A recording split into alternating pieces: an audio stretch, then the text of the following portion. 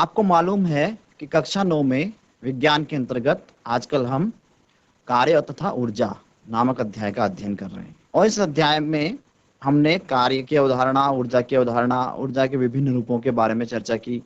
ऊर्जा रूपांतरण क्या होता है। आज हम ऊर्जा संरक्षण के नियम को ठीक से समझते हुए आगे बढ़ेंगे और कुछ आंकिक प्रश्नों को भी हल करेंगे। शक्ति के बारे में भी अध्ययन करेंगे। तो आइए चलते हैं स्मार्ट बोर्ड की ओर। ऊर्जा के विभिन्न रूप, इसका हमने अध्ययन किया था। फिर हमने देखा था कि ऊर्जा का क्या होता है, रूपांतरण होता है।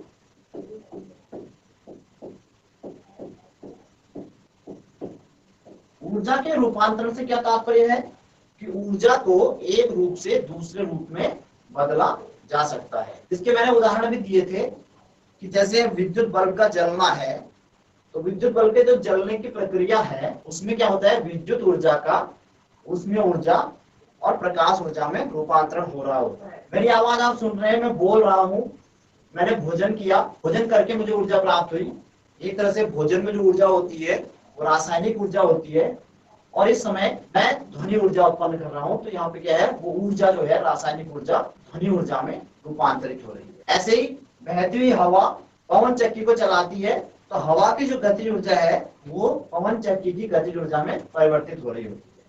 तो विभिन्न घटनाएं या परिघटनाएं जो भी होती हैं उनमें क्या होता है, ऊर्जा का एक रूप से दूसरे रूप में या समान प्रकार के रूप में रूपांतरण होता है। बिना ऊर्जा रूपांतरण के कोई भी कार्य, कोई घटना ऐसी इस प्रकार की भौतिक जगत में संभव नहीं है। अब हमने चर्चा करी थी कि कोई निकाय है, मान लिया उस निकाय की जो ऊर्जा है वो संपूर्ण ऊर्जा संरक्षित रहती है। इसको हमने क्या कहा था, ऊर्जा संरक्षण का नियम।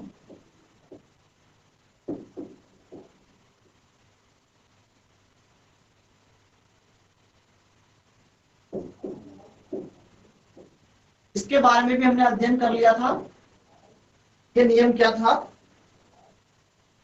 कि ऊर्जा रूपांतरण की कोई भी प्रक्रिया होगी, उस प्रक्रिया में निकाय की संपूर्ण ऊर्जा नियत रहती है, यानी पहले की ऊर्जा बराबर होगी बाद की ऊर्जा के, और ऊर्जा को न तो नष्ट किया जा सकता है और न ही इसे उत्पन्न किया जा सकता है। इस तरह से हमने इस नियम का अध्ययन किया था। उसके बाद हम बात कर रहे थे कार्य करने की दर की। कार्य करने की दर तो हमने क्या कहा था, सामर्थ्य या शक्ति।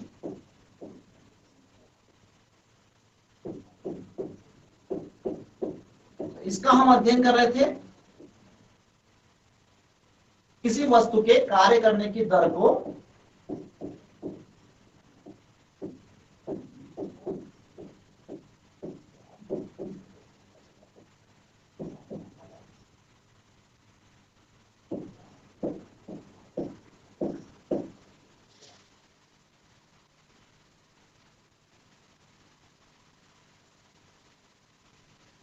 उसकी क्या कहते हैं, हम सामर्थ्य या शक्ति कहते हैं।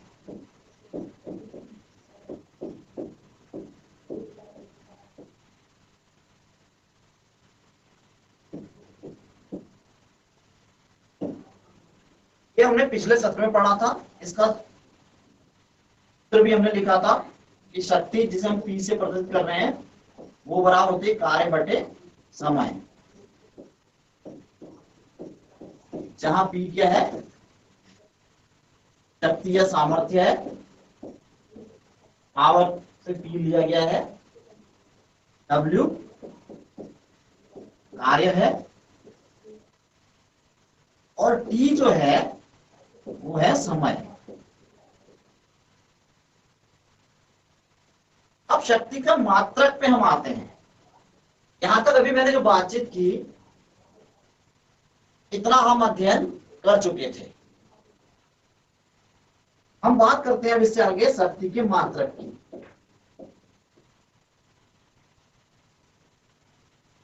ये जो सामर्थ्य है, शक्ति है, इसका मात्रक क्या होगा? तो देखिए शक्ति का मात्रक क्या होगा, कार्य का मात्रक। कार्य का मात्रक हम जानते हैं क्या होता है, जूल। समय का मात्रक यानी सेकेंड, जूल प्रति सेकेंड। और इसको हमने क्या कहा, इसको महान वैज्ञानिक जेम्स वाट के नाम पर, जेम्स वाट का नाम आपने सुना होगा, जिन्होंने भाप के इंजन का आविष्कार किया था भाप की शक्ति को पहचानने के बाद।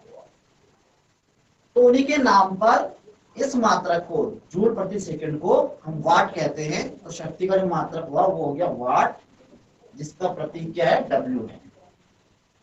तो ये हमने देखा कि कार्य करने की दर क्या है। आपने सुना होगा कि वह व्यक्ति उसकी तुलना में ज्यादा शक्तिशाली है। इसका मतलब क्या हुआ कि ज्यादा शक्ति का होना यह बताता है कि वह कम समय में अधिक कार्य कर सकता है दूसरे की तुलना में। तो शक्ति हमें यह बताती है कि समय के सापेक्ष हम किस मात्रा में कार्य कर सकते हैं। तो हमने पढ़ा शक्ति के बारे में, ऊर्जा के बारे में। ऊर्जा का मात्रक हमने क्या पढ़ा था, ऊर्जा का मात्रक हमने पढ़ा था जूल।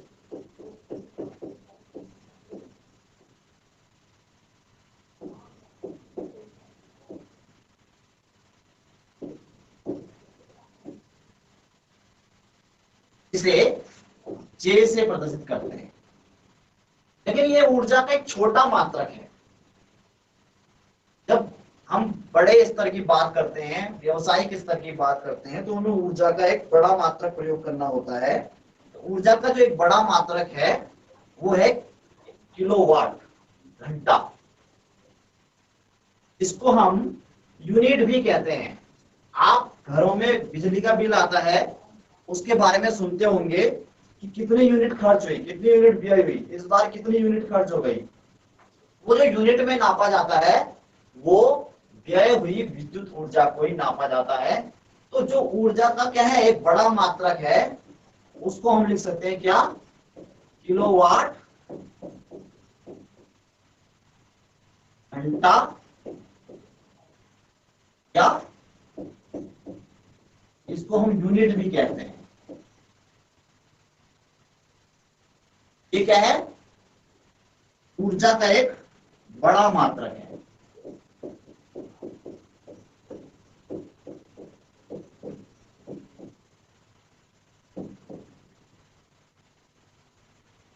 व्यावसायिक स्तर पर इसका उपयोग किया जाता है। यहां पर हम देख रहे हैं किलोवाट घंटा, इसको KWH से भी लिखा जाता है, और यूनिट। हमारा जो बिजली का बिल आता है उसमें जो विद्युत ऊर्जा की गणना होती है वो इसी मात्रक में होती है। तो आज आपको समझ में आया होगा कि ये यूनिट क्या है। अब इस यूनिट का मान कितना होता है, ये किलोवाट घंटा है क्या, इसकी परिभाषा क्या है, तो इसको हम कैसे समझ सकते हैं कि किलोवाट घंटा है क्या।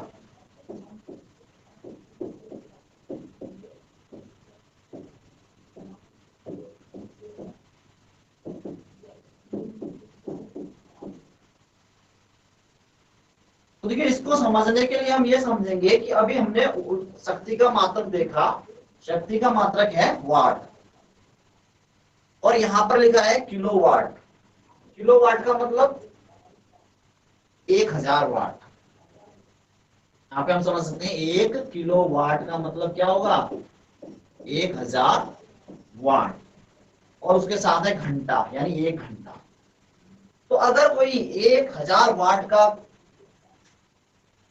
कोई उपकरण है, 1000 वाट वाली शक्ति का कोई परिपथ है, और वो परिपथ 1 घंटे में जितनी ऊर्जा व्यय करेगा उसी ऊर्जा का मान होता है 1 किलोवाट घंटा या यूनिट। तो हम 1 किलोवाट घंटा या यूनिट की जो परिभाषा है वो किस तरह से लिख सकते हैं कि किसी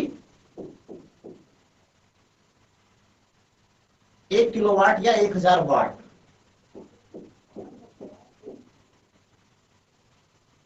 शक्ति वाले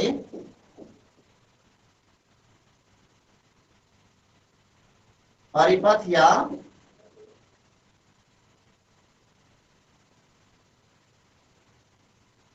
उपकरण द्वारा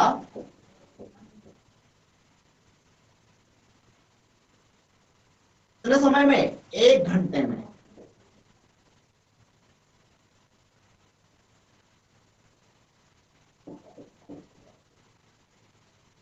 व्यय ऊर्जा का मान वो क्या होता है? 1 किलोवाट घंटा या 1 यूनिट होता है। 1 किलोवाट घंटा या 1 यूनिट होता है।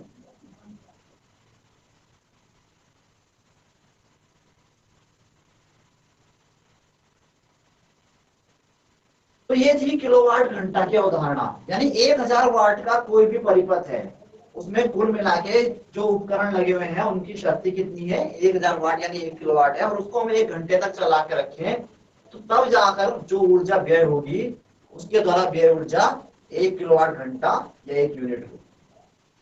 तो इसको हम समझे। अब हम इसको देखते हैं कि इसका वास्तव में जूल में क्या, इसका जूल से क्या संबंध है। जूल से इसका संबंध निकालने के लिए हम इसे जूल में बदलने की कोशिश करेंगे। 1 किलोवाट घंटा इज इक्वल टू 1 kWh। तो देखिए 1 किलोवाट का मतलब क्या हो गया? 1000 वाट। जूल क्या है?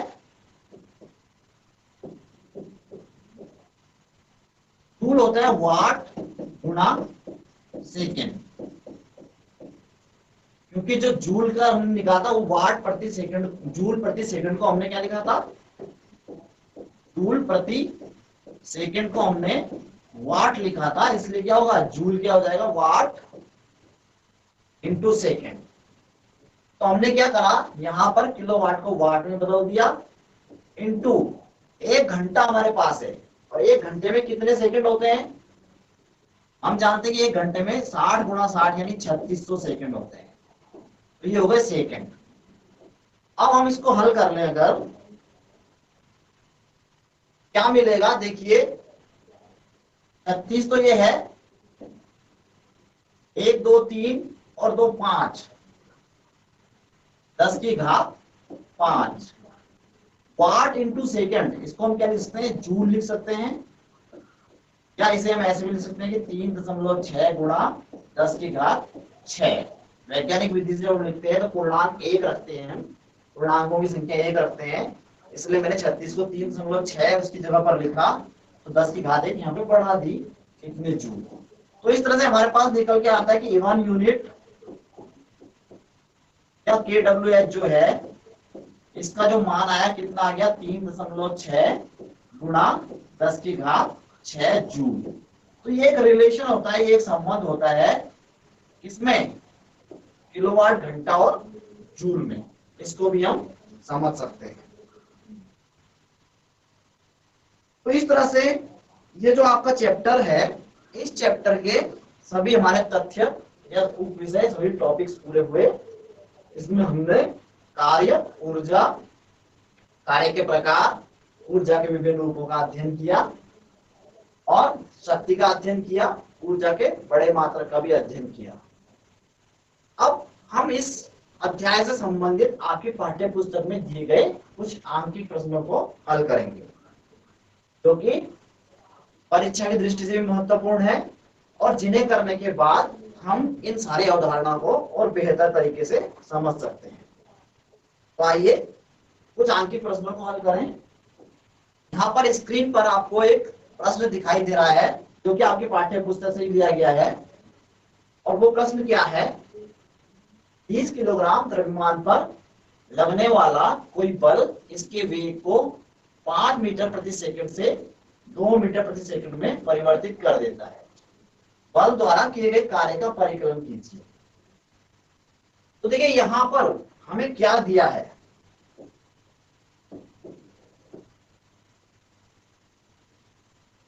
कोई भी जो प्रश्न होता है आंकिक प्रश्न, सबसे पहले हमें ये विचार करना होता है कि हमें तथ्य क्या क्या हमें उपलब्ध कराए गए हैं। तो हम उनको नोट कर लें। एक तो द्रव्यमान आपको दिया है m = 20 kg, और प्रारंभिक वेग दिया आपको। प्रारंभिक वेग कितना दिया है? u = 5 मीटर पर सेकेंड। और अंतिम वेग दिया है v is equal to 2 metre प्रति सेकेंड। और इस द्रव्यमान पर हमने क्या किया, कोई बल लगाया, और वो बल क्या करता है कि इस द्रव्यमान पिंड की वेग को 5 मीटर प्रति सेकंड से 2 मीटर प्रति सेकंड में परिवर्तित कर देता है। और निकालना क्या है, कार्य। तो देखिए जब वेग में परिवर्तन हो रहा है तो वेग में परिवर्तन होने के कारण किस में परिवर्तन होगा, गतिज ऊर्जा में परिवर्तन होगा। और हमने यह अध्ययन किया था कि जो गतिज ऊर्जा में परिवर्तन होता है वही क्या है, गतिमान पिंड पर किए गए कार्य के बराबर होता है। तो यहां पर हम क्या हम किस सिद्धांत के आधार पर काम कर सकते हैं कि जो किया गया कार्य होगा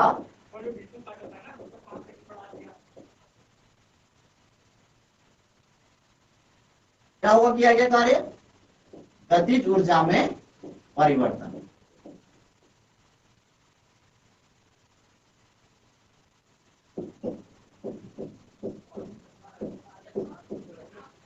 अब गतिज ऊर्जा में परिवर्तन कितना होगा, तो यहां पर हम देख रहे हैं गतिज ऊर्जा उसकी क्या हो रही है, घट रही है। प्रारंभिक वेग ज्यादा है और अंतिम वेग कम है, इसलिए हम लिख सकते हैं प्रारंभिक गतिज ऊर्जा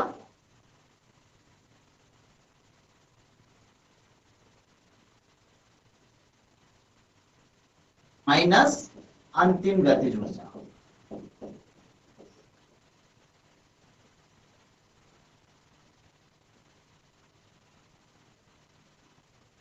प्रारंभिक गतिज ऊर्जा कितनी होगी, half m u square minus half m, अंतिम कितनी होगी वी स्क्वायर। इसमें हम हाफ एम को कॉमन ले सकते हैं, यहां पर हमारा जाएगा कार्य W बराबर half m u square minus v square. इनके आप मान रख लीजिए, हाफ एम का मान कितना था, एम का मान 20 था, यू और वी के मान 5 और 2,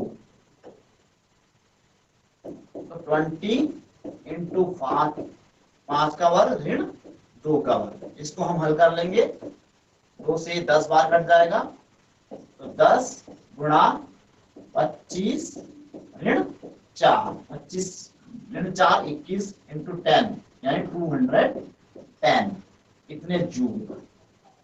तो यहां पर हमने देखा कि जो किया गया कार्य होगा वो 210 जूल हमारा निकल आता है। क्या किया हमने, गतिज ऊर्जा में परिवर्तन निकाला, और गतिमान पिंड की गतिज ऊर्जा में जो परिवर्तन होता है वही उस पर किए गए कार्य के बराबर होता है। इस सिद्धांत के आधार पर हमने इसको किया। तो मुझे उम्मीद है कि ये न्यूमेरिकल इस तरह से जो अन्य न्यूमेरिकल भी होंगे उनको आप कर सकते हैं। इसके बाद हम आगे बढ़ते हैं एक अन्य सवाल की ओर, एक अन्य आंकिक प्रश्न की ओर। इसमें लिखा है कि किसी घर में एक महीने में 250 यूनिटें व्यय हुई। एक महीने में 250 यूनिट, अभी मैंने यूनिट की बात करी थी ना, यूनिट क्या है, तो यह ऊर्जा जूल में कितनी होगी। तो देखिए हमें दिया है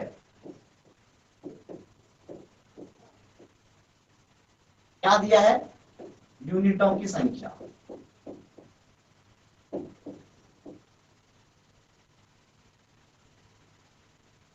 कितनी, 250 यूनिट। और इस ऊर्जा को हमने कन्वर्ट करना है, बदलना है, इसका परिवर्तन करना है किसमें, जूल में। तो देखिए क्या हो जाएगा, हम जानते हैं क्योंकि एक यूनिट या एक kWh जो था हमारा वो बराबर होता है 3.6 गुणा 10 की घात 6 जूल के। इसलिए 250 यूनिट कितनी हो जाएंगी,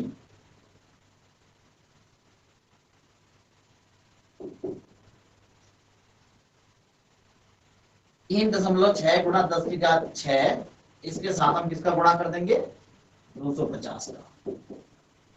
इसको हम हल कर लेंगे, 25 से अगर हम 36 को गुणा करें तो हमें 900 मिलता है, और 10 की घात 6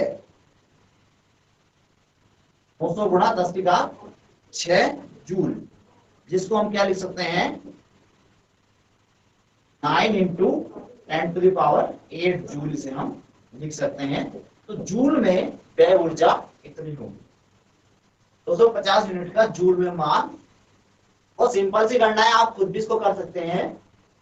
एक यूनिट में 3.6 गुणा 10 की घात 6 जूल ऊर्जा होती है, तो 250 में कितनी होगी, 250 से उसको गुणा करके हम निकाल सकते हैं।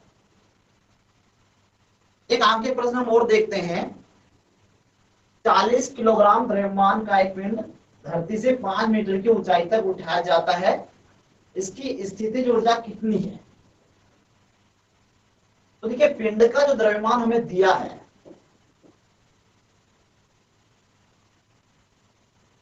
m is equal to 40 kg, और धरती से 5 मीटर की ऊंचाई यानी h आपको दिया है कितना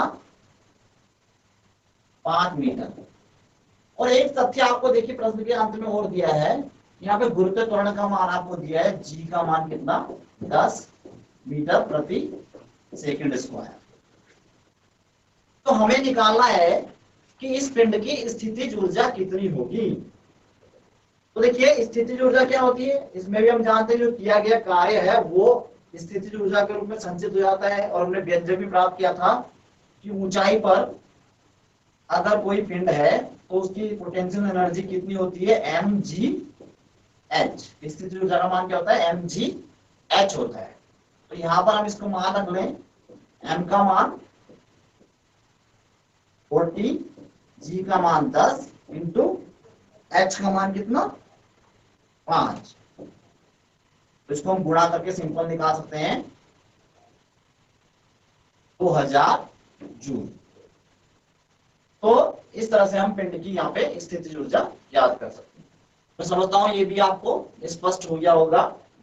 तो आज के इस अध्याय में हमने क्या क्या समझा, एक बार फिर इसके बारे में हम फिर से इसको रिकैप कर लेते हैं। हमने कुछ आंकिक प्रश्न हल किए, ऊर्जा के भिन्न रूपों में बात की, ऊर्जा के रूपांतरण पे बात की, ऊर्जा संरक्षण के नियम पर बात की कि ऊर्जा क्या है, एक संरक्षित राशि है। और फिर समझा सामर्थ्य और शक्ति को कि वस्तु के कार्य करने की दर को उसकी सामर्थ्य या शक्ति कहते हैं, और इसका मात्रक क्या है वाट है, जो कि जूल प्रति सेकंड का एक रूप है। इसके बाद हमने देखा कि ऊर्जा का एक बड़ा मात्रक होता है जिसको हम किलोवाट घंटा या यूनिट भी कहते हैं, और वो मात्रक 3.6 गुणा 10 की घात 6 जूल के बराबर होता है। तो इस तरह से हमारा ये आज का अध्याय पूर्ण हुआ। अगले सत्र में हम अगले अध्याय का अध्ययन करेंगे। तब तक के लिए धन्यवाद।